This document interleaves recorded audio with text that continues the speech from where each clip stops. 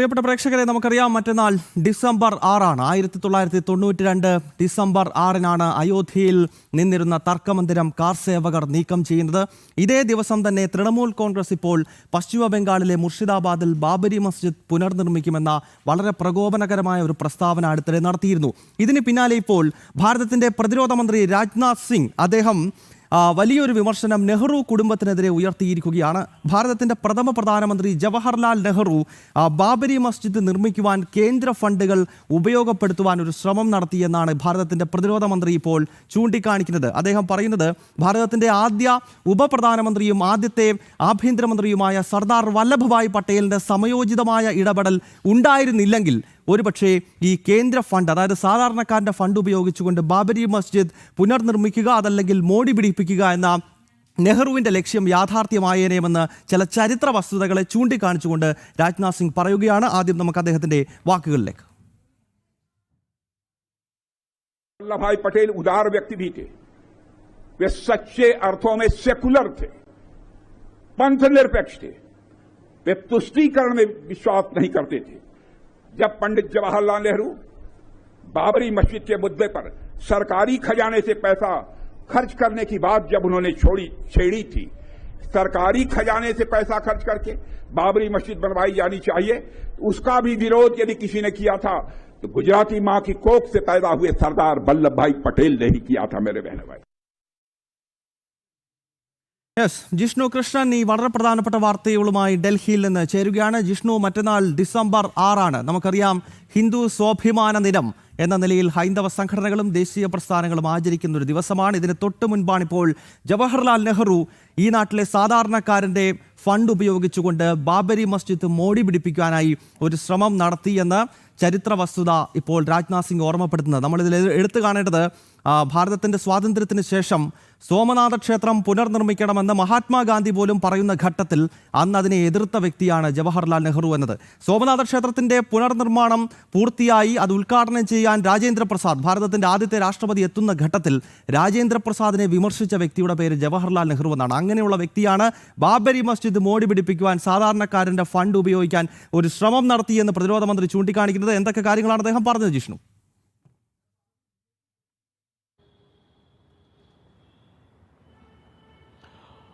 ഗൗതം, അയോധ്യയിൽ രാമജന്മഭൂമിയിൽ ശ്രീരാമക്ഷേത്രത്തിന്റെ ധ്വജാരോഹണം ഉൾപ്പെടെ പൂർത്തിയായി അവിടെ ഭവ്യ മന്ദിരം ഉയർന്നു നിൽക്കുന്ന ഘട്ടത്തിലാണിപ്പോൾ രാജ്യത്തിൻ്റെ പ്രതിരോധ മന്ത്രി രാജ്നാഥ് സിംഗ് അയോധ്യയുമായി ബന്ധപ്പെട്ട് നിർണായകമായിട്ടുള്ള പ്രസ്താവന നടത്തിയിട്ടുള്ളത്. അതായത് അയോധ്യയിലെ ബാബറി മസ്ജിദ് പുനർനിർമ്മിക്കാൻ, അതും കേന്ദ്ര ഫണ്ട് ഉപയോഗിച്ചുകൊണ്ട് പുനർനിർമ്മിക്കാൻ രാജ്യത്തിൻ്റെ ആദ്യത്തെ പ്രധാനമന്ത്രി ജവഹർലാൽ നെഹ്റു ശ്രമിച്ചിരുന്നു. അതിനുള്ള നീക്കങ്ങൾ നടത്തി, അതിനുള്ള തയ്യാറെടുപ്പുകൾ നടത്തി. എന്നാൽ അതിനെ ചെറുത്തു തോൽപ്പിച്ചതും ആ നീക്കം തടഞ്ഞതും സർദാർ വല്ലഭഭായ് പട്ടേലാണ് എന്നുള്ളതാണ് പ്രതിരോധ മന്ത്രി വ്യക്തമാക്കിയിട്ടുള്ളത്. കേന്ദ്ര ഫണ്ട് ഉപയോഗിച്ചുകൊണ്ട് ബാബറി മസ്ജിദ് പുനർനിർമ്മിക്കാനായിരുന്നു ജവഹർലാൽ നെഹ്റുവിൻ്റെ ആലോചന. അത് സംബന്ധിച്ച് ചില കൂടിയാലോചനകളും നീക്കങ്ങളും തയ്യാറെടുപ്പുകളും നടത്തി. എന്നാൽ അതിനെ അതിശക്തമായി തന്നെ സർദാർ വല്ലഭഭായ് പട്ടേൽ എതിർക്കുകയും യാതൊരു കാരണവശാലും പൊതു ഫണ്ട് ഉപയോഗിച്ചുകൊണ്ട്, കേന്ദ്ര ഫണ്ട് ഉപയോഗിച്ചുകൊണ്ട് അത്തരത്തിൽ മസ്ജിദ് നിർമ്മിക്കാൻ സാധിക്കില്ല എന്ന കർശനമായ തീരുമാനം സർദാർ വല്ലഭഭായ് പട്ടേൽ കൈക്കൊണ്ടു. അതിൻ്റെ ഭാഗമായാണ് ജവഹർലാൽ നെഹ്റുവിന് ആ നീക്കം ഉപേക്ഷിക്കേണ്ടി വന്നത് എന്നുള്ളതാണ് ഇപ്പോൾ രാജ്നാഥ് സിംഗ് ചില ചരിത്ര വസ്തുതകൾ ചൂണ്ടിക്കാട്ടിക്കൊണ്ട് വ്യക്തമാക്കിയിട്ടുള്ളത്. ഒപ്പം ഗൗതം ഇപ്പോൾ ചൂണ്ടിക്കാട്ടിയതുപോലെ ഗുജറാത്തിലെ സോമനാഥ് ക്ഷേത്രത്തിൻ്റെ കാര്യം സർദാർ വല്ലഭഭായ് പട്ടേൽ ഈ തടസ്സം ഉന്നയിച്ചപ്പോൾ ജവഹർലാൽ നെഹ്റു സർദാർ വല്ലഭഭായ് പട്ടേലിനോട് സോമനാഥ് ക്ഷേത്രത്തിൻ്റെ പുനർനിർമ്മാണത്തെക്കുറിച്ച് ചോദിച്ചെന്നാൽ ആ നിമിഷം അദ്ദേഹം വ്യക്തമാക്കിയത് സോമനാഥ് ക്ഷേത്രം നിർമ്മിച്ചത് കേന്ദ്ര ഫണ്ട് ഉപയോഗിച്ചുകൊണ്ടല്ല, അത് ട്രസ്റ്റ് രൂപീകരിച്ചുകൊണ്ട് ജനങ്ങളിൽ നിന്നും ഭക്തരിൽ നിന്നും പണം സമാഹരിച്ചുകൊണ്ടാണ് ആ ക്ഷേത്രം പുനർനിർമ്മിച്ചിട്ടുള്ളത്. അതുകൊണ്ട് യാതൊരു കാരണവശാലും കേന്ദ്ര ഫണ്ട് ഉപയോഗിച്ചുകൊണ്ട് ബാബറി മസ്ജിദ് പുനർനിർമ്മിക്കാൻ സാധിക്കില്ല എന്ന സർദാർ വല്ലഭഭായ് പട്ടേലിൻ്റെ ഉറച്ച തീരുമാനമാണ് ജവഹർലാൽ നെഹ്റുവിൻ്റെ തീരുമാനത്തിൽ നിന്ന് പിറകോട്ട് പോകാൻ കാരണം എന്നുള്ളതാണ് അദ്ദേഹം വ്യക്തമാക്കിയത്. അതല്ലായിരുന്നുവെങ്കിൽ പ്രീണന രാഷ്ട്രീയത്തിൻ്റെ ഭാഗമായി ആദ്യത്തെ സർക്കാർ അയോധ്യയിൽ ബാബറി മസ്ജിദ് പുനർനിർമ്മിക്കുമായിരുന്നു എന്ന കാര്യമാണ് ഗുജറാത്തിലെ വഡോദരയിൽ സർദാർ വല്ലഭായ് പട്ടേലിൻ്റെ 150ാം ജന്മവാർഷികവുമായി ബന്ധപ്പെട്ട് നടന്ന ഏകതാ യാത്രയുടെ ഉദ്ഘാടന ചടങ്ങിൽ കേന്ദ്ര പ്രതിരോധ മന്ത്രി രാജ്നാഥ് സിംഗ് വ്യക്തമാക്കിയിട്ടുള്ളത്. ഒപ്പം അദ്ദേഹം പട്ടേലിൻ്റെ ജീവിത ചരിത്രത്തെ കൂടി കുറച്ചുകൂടി വ്യക്തമായി ഈ ചടങ്ങിൽ പറയുകയുണ്ടായി. അദ്ദേഹത്തിന് പ്രധാനമന്ത്രിയാകാമായിരുന്നു, എന്നാൽ ചിലരുടെ സ്വാർത്ഥ താല്പര്യങ്ങൾ കാരണമാണ് സർദാർ വല്ലഭായ് പട്ടേലിന് ഭരണത്തിൽ നിന്ന് മാറി നിൽക്കേണ്ടി വന്നത്. പിന്നീട് ജവഹർലാൽ നെഹ്റു സ്വന്തമായി ഭാരത് രത്ന എടുത്ത് അണിഞ്ഞപ്പോൾ പോലും സർദാർ വല്ലഭായ് പട്ടേലിനെ ആദരിക്കാനോ അദ്ദേഹത്തിൻ്റെ ത്യാഗവും പോരാട്ടവും ഓർമ്മിപ്പിക്കുന്ന രീതിയിൽ ഏതെങ്കിലും തരത്തിൽ സ്മാരകം കൈക്കൊള്ളാനോ തയ്യാറായില്ല എന്ന രൂക്ഷ വിമർശനം കൂടി നെഹ്റു കുടുംബത്തിനെതിരെയും കോൺഗ്രസിനെതിരെയും ഈ ഏകതാ യാത്രയുടെ ഉദ്ഘാടന ചടങ്ങിൽ അതിന്റെ നമുക്കറിയാം വന്ദേ മാതരത്തിന്റെ 150ാം വാർഷികം ആഘോഷിക്കുന്ന വേളയിലാണ് ഈ ചരിത്ര വസ്തുതകൾ രാജ്നാഥ് സിംഗ് ആണെങ്കിലും പ്രധാനമന്ത്രി നരേന്ദ്രമോദി ആണെങ്കിലും ഓർമ്മപ്പെടുത്തുന്നത്. കാരണം ഭാരതത്തിൻ്റെ സ്വാതന്ത്ര്യത്തിന് മുൻപുള്ള ചരിത്രമാണെങ്കിലും അതിനുശേഷമുള്ള ചരിത്രമാണെങ്കിലും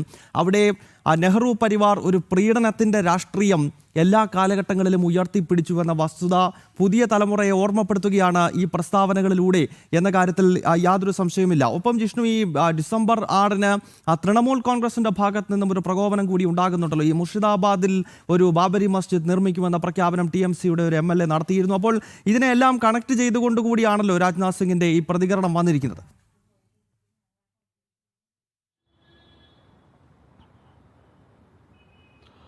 ഗൗതം, തീർച്ചയായും നിലവിൽ ഈ കാലഘട്ടത്തിലേറെ പ്രസക്തമായിട്ടുള്ള പ്രതികരണമാണ് രാജ്നാഥ് സിംഗിന്റെ ഭാഗത്തു നിന്നുണ്ടായത്. അതായത് യഥാർത്ഥ ചരിത്രം എന്താണ് എന്നുള്ള വസ്തുതകൾ പലപ്പോഴും പലരും മറന്നുപോകുന്നു എന്നുള്ള കാര്യമാണ് അദ്ദേഹം വ്യക്തമാക്കിയിട്ടുള്ളത്. കാരണം ബാബറി മസ്ജിദിൻ്റെതാണെങ്കിലും അതിലെന്താണ് സംഭവിച്ചത്? കാരണം ബാബറി മസ്ജിദ് വിഷയം, അവിടെ അയോധ്യയിലെ രാമജന്മഭൂമി വിഷയം കോടതിക്ക് എത്താതെ തന്നെ, അല്ലെങ്കിൽ കോടതിക്ക് പുറത്ത് പരിഹരിക്കാനുള്ള, രമ്യമായി പരിഹരിക്കാനും മുസ്ലിം സംഘടനകൾ ആ ഭൂമി വിട്ടു നൽകാനും വരെ തയ്യാറായിരുന്നു എന്ന പല സൂചനകളും റിപ്പോർട്ടുകളും നേരത്തെ വന്നിരുന്നു. പക്ഷേ അത്തരത്തിൽ അത് പരിഹരിക്കാതെ മുൻപോട്ട് കൊണ്ടുപോയതും കോൺഗ്രസ് ആണ് എന്ന ചരിത്രം നമുക്ക് മുൻപിലുണ്ട്. പക്ഷേ അത്തരത്തിലുള്ള ചരിത്രവും പഴയ, അതായത് സ്വാതന്ത്ര്യ സമര കാലഘട്ടത്തിൽ അതിനുവേണ്ടി പോരാടിയിട്ടുള്ള യഥാർത്ഥ ചരിത്ര പുരുഷന്മാരുടെ ചരിത്രവുമെല്ലാം പുതിയ തലമുറയ്ക്ക്, അല്ലെങ്കിൽ നമ്മുടെ രാജ്യത്തിനെ പരിചയപ്പെടുത്തുന്നതിൽ കഴിഞ്ഞ സർക്കാരുകൾ പരാജയപ്പെട്ടു എന്നതിൻ്റെ, അല്ലെങ്കിൽ അത്തരം പരാജയപ്പെട്ടതിൻ്റെ ഭാഗമായി കൂടി തന്നെയാണ് ഇന്നത്തെ ഭരണാധികാരികൾ, അത് പ്രധാനമന്ത്രി നരേന്ദ്രമോദി ആണെങ്കിലും രാജ്നാഥ് സിംഗ് ആണെങ്കിലും കേന്ദ്ര ആഭ്യന്തരമന്ത്രി അമിത്ഷാ ആണെങ്കിലും രാജ്യത്തിൻ്റെ യഥാർത്ഥ ചരിത്രം എന്താണെന്നും യഥാർത്ഥ ചരിത്ര പുരുഷന്മാർ ആരൊക്കെയാണെന്നും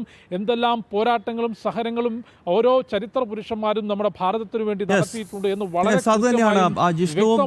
ഭാരതം എന്ന് പറയുന്ന ഈ മഹത്തരമായ രാജ്യത്തിന്റെ പൂർവ്വകാല ചരിത്രം അത് കൃത്യമായിട്ട് തന്നെ പുതിയ തലമുറ അറിയേണ്ടതുണ്ട്. അത് സോമനാഥ ക്ഷേത്രത്തിൻ്റെ പുനർനിർമ്മാണത്തിൻ്റെ ചരിത്രമാണെങ്കിലും അയോധ്യയിലെ രാമക്ഷേത്രത്തിൻ്റെ പുനർനിർമ്മാണത്തിൻ്റെ ഐതിഹാസികമായ 500 വർഷത്തെ ചരിത്രമാണെങ്കിലും അത് നമ്മുടെ അടുത്ത തലമുറ അറിയേണ്ടതുണ്ട്. ഈ പശ്ചാത്തലത്തിലാണ് ഇത്തരം വിഷയങ്ങളെപ്പറ്റിയൊക്കെ ഭാരതത്തിൻ്റെ പ്രധാനമന്ത്രിയും പ്രതിരോധ മന്ത്രിയും ആഭ്യന്തരമന്ത്രിയും ഒക്കെ ചില പശ്ചാത്തലങ്ങളിൽ ഇത്തരം കാര്യങ്ങൾ ഒരിക്കൽ കൂടി ഓർമ്മപ്പെടുത്തുന്നത്. ഡൽഹിയിൽ നിന്നും ഈ വാർത്തയുടെ വിശദാംശങ്ങളുമായി ചേർന്നത് ജിഷ്ണു കൃഷ്ണനാണ്.